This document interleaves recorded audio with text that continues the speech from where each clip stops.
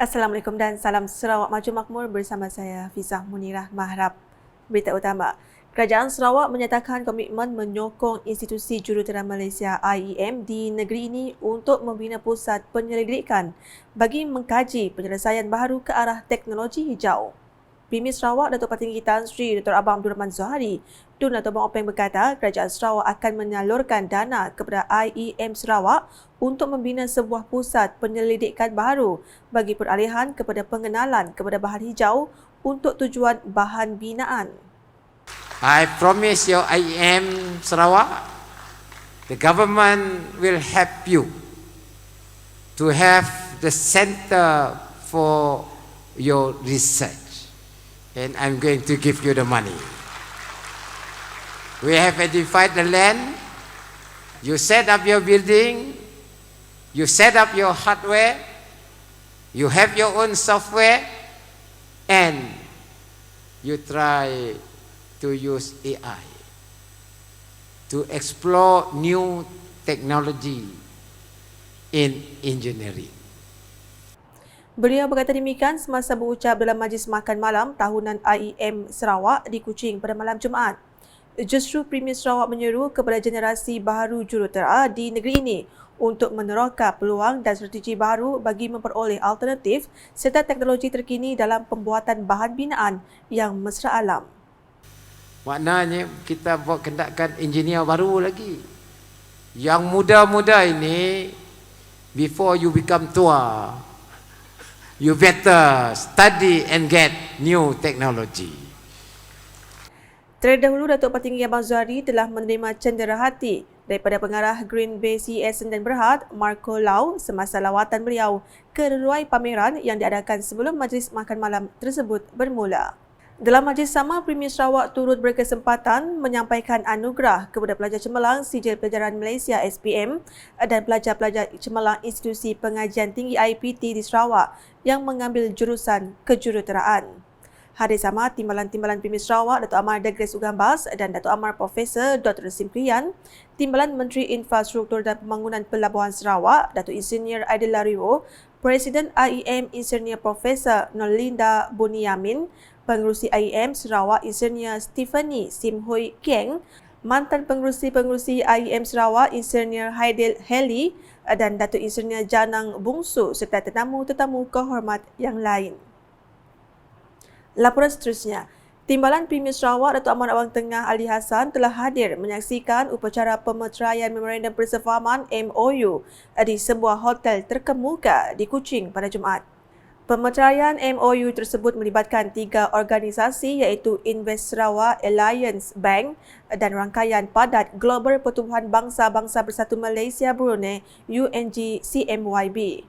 Datuk Ahmad Awang Tengah dalam ucapan ringkasnya berkata MOU antara ketiga-tiga organisasi tersebut adalah untuk menyediakan Sarawak mencapai pemerdagangan antarabangsa yang mampan pada masa hadapan. Thus, I'm very happy to witness today the signing of the Memorandum of Understanding to extend RM 1 billion and green financing for Sarawakian SME in sustainable trade readiness and business resiliency towards ESG compliance between Invest Sarawak and Alliance Bank Malaysia Berhad and the UN Global Compact Network Malaysia and Brunei. Thank you. Thank you very much. Beliau menambah kerjasama ini amat penting bagi memperkasakan lagi PKS Sarawak yang merupakan salah satu tunjang ekonomi utama di negeri ini.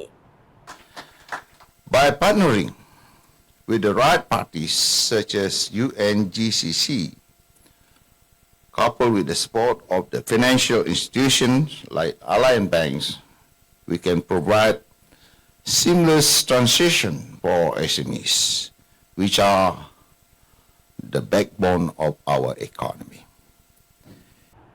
Dalam perkembangan sama, Datuk Ahmad Awang Tengah turut memberi jaminan bahawa Invest Sarawak akan terus membangunkan dan mempromosikan lebih banyak inisiatif seumpama ini bagi memberi manfaat kepada PKS dan perniagaan tempatan di negeri ini bagi memastikan Sarawak dapat membina rantaian bekalan yang kukuh dan berdaya tahan yang bukan sahaja bertaraf dunia tetapi mampan dalam semua aspek. Dalam perkembangan lain, Datuk Ahmad Awang Tengah menggalakkan usahawan untuk mengaplikasikan platform-platform digital terkini di dalam mempromosikan produk perniagaan dan perkhidmatan mereka. Menurutnya, usahawan harus menerokai platform-platform yang baru untuk memperluaskan lagi pasaran produk dan perkhidmatan yang ditawarkan. Misalnya online business, ya, e-commerce, itu penting. Menggunakan digital platform yang ada untuk memperbesarkan, memperluaskan lagi, mempertingkatkan lagi perusahaan perniagaan kita dan perkhidmatan negeri.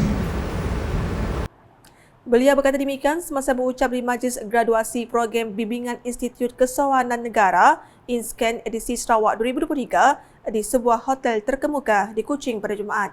Datuk Ahmad Awang Tengah yang juga Menteri Sumber Asli dan Pembangunan Bandar 2 merangkap Menteri Perdagangan Antarabangsa, Industri dan Pelaburan menambah, para usahawan perlu yakin dan tidak takut untuk bertanya sekiranya tidak mempunyai pengetahuan mengenai bantuan-bantuan yang ditawarkan. Untuk meningkatkan kemahiran-kemahiran kita, untuk belajar menggunakan platform yang baru, dan jika tidak tahu di mana dapat kita mendapatkan pinjaman ataupun bimbingan, jangan malu, tanya. Dalam itu turut berlangsung majlis penyampaian sijil kepada peserta industri coach yang terbahagi kepada tiga iaitu InScan Bumiputra Business Coaching IBBC SPA, InScan Bumiputra Business Coaching IBBC Bakari dan program bimbingan keuntungan menu.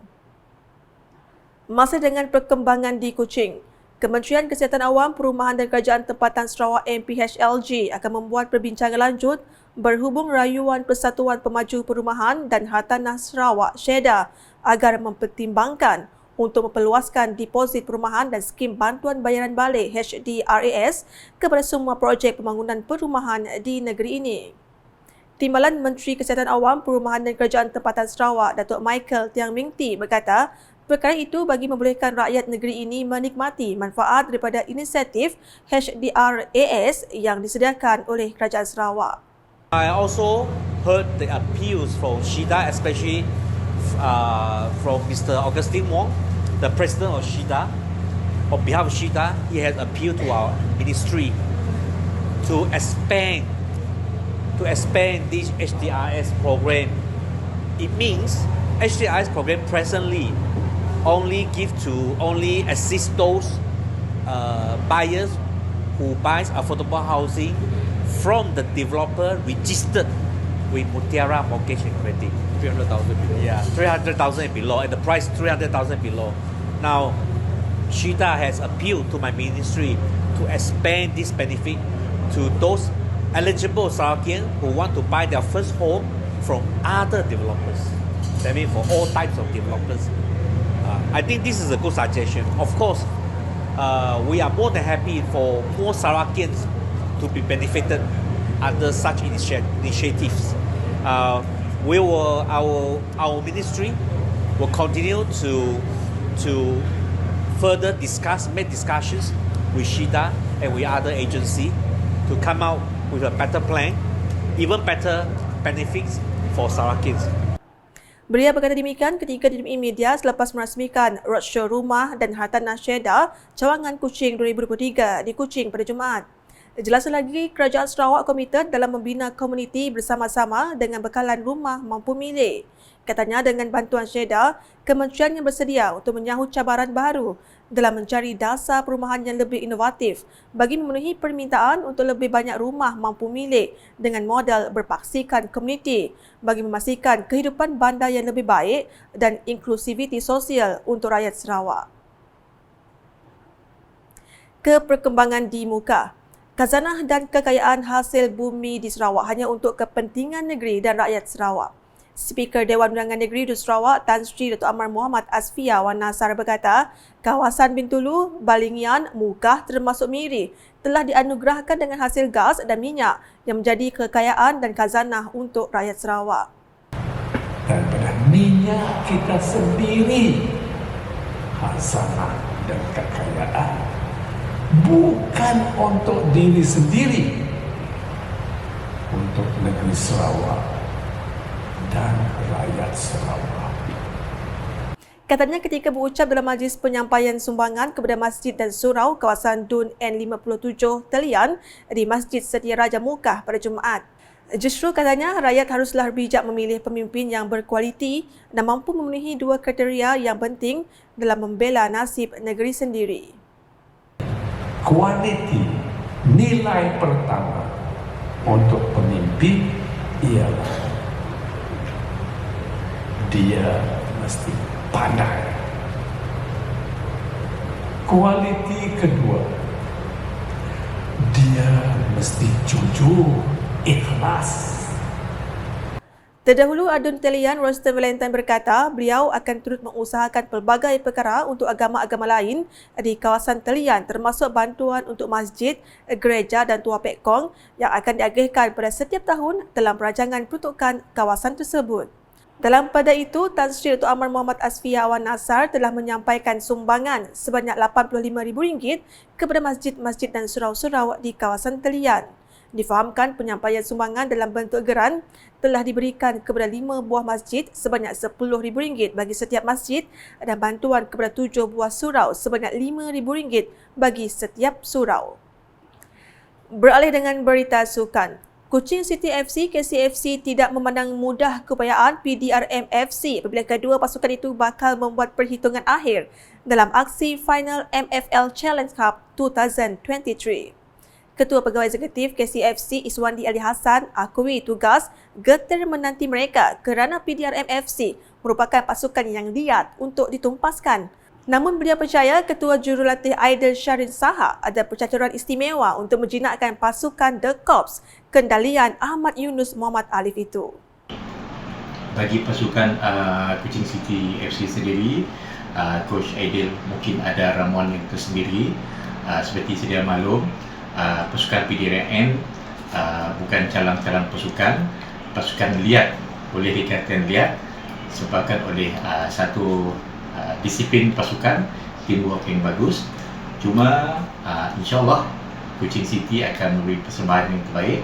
Dan satu lagi, pihak Kuching sendiri menyeru, meminta penyokong-penyokong yang ada di Sarawak untuk sama-sama turun ke padang untuk memberi sokongan dan semangat kepada pemain-pemain pada 3 bulan nanti.